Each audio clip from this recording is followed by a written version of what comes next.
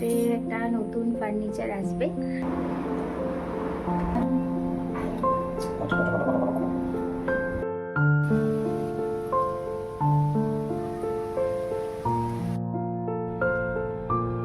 Good morning সবাইকে, আশা করছি সবাই খুব ভালো আছেন। আমার নতুন ব্লগে আপনাদের অনেক অনেক স্বাগত। আজকে মঙ্গলবার, চলে এসেছি ছাদে। খুব সুন্দর রোদ উঠেছে, কিন্তু গরম প্রচণ্ড। আকাশটা এত সুন্দর লাগছিল দেখতে, তো আমি তাড়াতাড়ি করে ফুল তুলে আর চলে যাবো বাড়ি।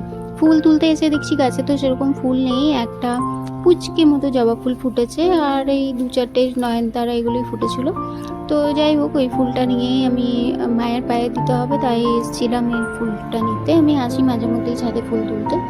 তো আর বর দেখছি এখানে বাজার নিয়ে আসছে। বাজারে নিয়ে আসছে হচ্ছে এটা ডিম। আমি না ভেবেছি মাছ বোধহয় ঢপ করে রেখে দিয়েছিলাম নিচে।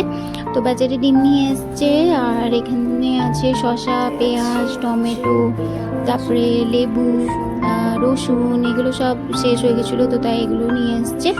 আর শসার যা দাম শুনে তো আমি ভাবলাম শসা কেনই বা আনলে, 150 টাকা কিলো আমাদের এখানে শসা। অবাক।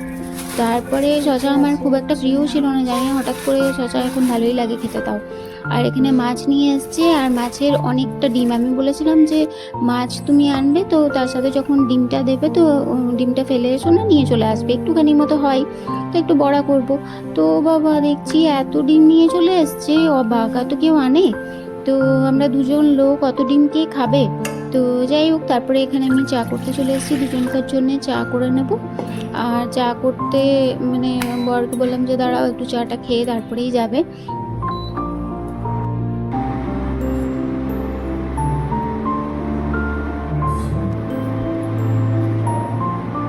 আর আমাদের একটা মানে তর্ক চলছে আর কি। বর বলছে একটা জিনিস আনবে, ওর ওটা খুব ইচ্ছে, আমার কিন্তু নেই। আমি বলছি দরকার নেই, যেটা দরকার সেটাই করো। কি দরকার, যেগুলো দরকার নেই সেরকম, সেগুলো কেনার কোনো দরকার নেই, পয়সা অত খরচ করতে হবে না, এইসব নিয়ে একটা দুজনকার মধ্যে তর্ক চলছে। ও বলছে না আমি নেবই, আমার ইচ্ছে করে গিয়েছে নিতে। আমি বলছি না। তো ব্যাস এই নিয়ে আমাদের দুজনকার তর্ক চলছে। তো এই হচ্ছে ব্যাপার। তারপরে চাটা খাবো এখন, চায়ের সাথে আমি পরোটা খাবো। পরোটা রাখা আছে, তাই পরোটাটা খেয়ে নেবো। তো গরম পড়ে গেছে না, বৃষ্টি হবো হবো করে বৃষ্টি হচ্ছে না। তো আমি একটু চাটা চাপিয়ে বসিয়ে আর কি এলাম। আর আমার বর গেল একটু বাইরে। বাইরে মানে একটুর জন্য কাজে গিয়েছে, আর এখনই চলে আসবে। আর এদিকে হচ্ছে যে আজকে আমাদের আসবে শু র্যাক। অনেকদিন ধরে ভাবছিলাম যে একটা শু র্যাক কিনবো কিনবো, কিন্তু কেনা হচ্ছিল না। ভাবছি কোনটা ভালো হবে না হবে করে করে মানে নেওয়াই হচ্ছে না। তো আজকে সেটা আসবে, তার জন্য একটু বলছিল যে ঠিক আছে আমি দেখে তাহলে চলে আসবো, দেখি কীরকম হয় না হয়। তো পুরো জুতো চুটিগুলো না ছড়ানো ছিটানো ভালো লাগে না দেখতে।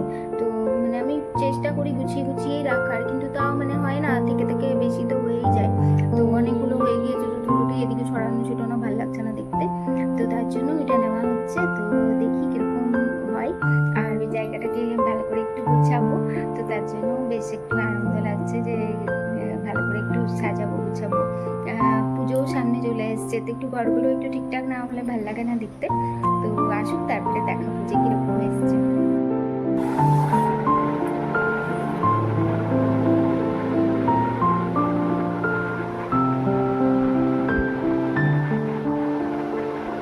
মন দিয়ে বলছি, বাটাবাটি করছি। ওকে বললাম একটু সর্ষেটা বেটে দাও, আমি মানে মা সর্ষে করবো তো। সর্ষে না আমি বাটতে পারি, কিন্তু খুব টাইম লাগে আর কীরকম একটা আওয়াজ ওঠে, তো আমার ভালো লাগে না। আর তাই আর মাছে যখন নুন হলুদ মাখাতে এসেছি, তো দেখছি হলুদটা শেষ, তো হলুদটা একটু ঢেলে নিচ্ছি প্যাকেটে। মাছ তো বানাবো ঠিকই, কিন্তু তার সাথে আমি একটু ভেন্ডি ভাজাও করবো, তাই জন্য ভেন্ডিটা কেটে নিচ্ছি। আমার জন্য ভেন্ডি ভাজা আমাকে করতেই হবে, আমি জানি না মাছ আমি খেতে পারবো কি পারবো না। তো তার জন্য এখানে ভেন্ডি ভাজাটা কেটে নিচ্ছি। আর বর চলে গেল অফিস, আর এদিকে সব ফ্যান লাইট সব জ্বালিয়ে দিয়ে চলে গিয়েছে। আমাকে প্রত্যেক দিনই এরকমই করে, ফ্যান লাইট জ্বালিয়ে দিয়ে চলে যায়, আমাকে সব বন্ধ করতে হয়। তো দরজাটা বন্ধ করে দিলাম, তারপরে এখানে ফ্যান লাইটটাও বন্ধ করতে আসছি আমি।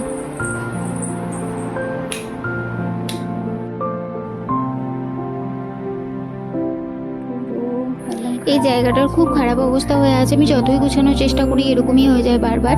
বরের ওই অফিসের ব্যাগ, তারপরে মানে নানা রকমের জিনিস টুকটাক টুকটাক করে না হতে থাকে। আমি যতই গুছাই ততই বার খারাপ হয়ে যায়। তো তাই এই জায়গাটার জন্য কিছু একটা ব্যবস্থা করতে হবে। তো এর প্রথমে ইয়েটা আমি রেখে দিলাম।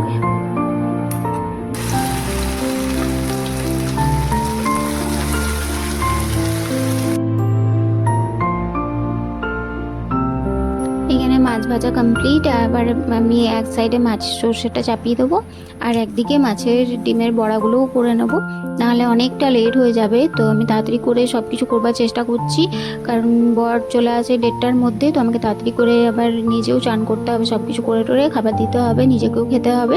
তো তাই ভেন্ডি ভাজা, মাছ ভাজা, বড়া কয়েকটা ভাজা হয়েছে, আর চলছে এখন ভাজাভাজি। ডাল হয়ে গিয়েছে, ওইদিকে ভাতও হয়ে গিয়েছে। তো এখানে মাছ সর্ষেটা ফুটে গেলে মাছগুলোকে দিয়ে দেবো। তো এখন ডিমের বড়াটা দিলাম একটু গরম হতে, মানে ফ্রাইং প্যানে রেখেছিলাম, ওটাকে আবার একটু গরম করতে দিলাম। আর এখানে আমি চান করে গপুকেও চান টান করে দিয়েছি, খাবার দিয়ে দিয়েছি। তো আমার তো সব কিছু হয়ে গিয়েছে, এবারে মনে হচ্ছে কি আমি একটু শুয়ে পড়ি।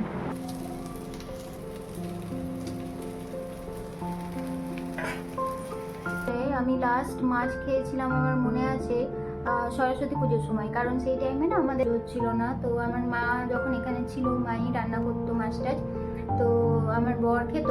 এবারে কালকে কি হয়েছে না, কালকে তো অমাবস্যা ছিল, তো উপোস টোপোস করেছিলাম। তো তারপরে বেচারা মানে কীরকম করে মুখটাকে আমাকে বললো যে কালকে না আমার খুব ইচ্ছে করছে মাছ সর্ষে খেতে। ও মাছ সর্ষে খেতে খুবই ভালোবাসে। তো যে আমার মাছ সর্ষে মানে মাছের ঝালও বলে অনেকে। তো মাছ সর্ষে খেতে আমার খুব ইচ্ছে করছে, মাছ সর্ষে ডাল ভাত। তো ওই কথাটা শুনে মনে হলো ঠিক আছে চেষ্টা করে দেখি যদি পারি। তো তো আমি বললাম যে শোনো, মাছের সাথে যদি ডিমটা দেয় মাছের, তাহলে কিন্তু ফেলে আসবে না, ওটা নিয়ে চলে আসবে। ও কি করেছে না, মাছের পেটি, তো আমরা তো পেটি খাই, তো পেটির সাথে মনে হয় ডিমটা দেয়নি। তো উনি আবার আলাদা করে এত ডিম এনেছে, তো এসে গেছে মনে হয়, দেখি না। তো এই হচ্ছে ব্যাপার, পরে কখনো জানাবো যে কি কারণে আমি মাছ খেতে পারছিলাম না। যখন সময় হবে তখন বলবো।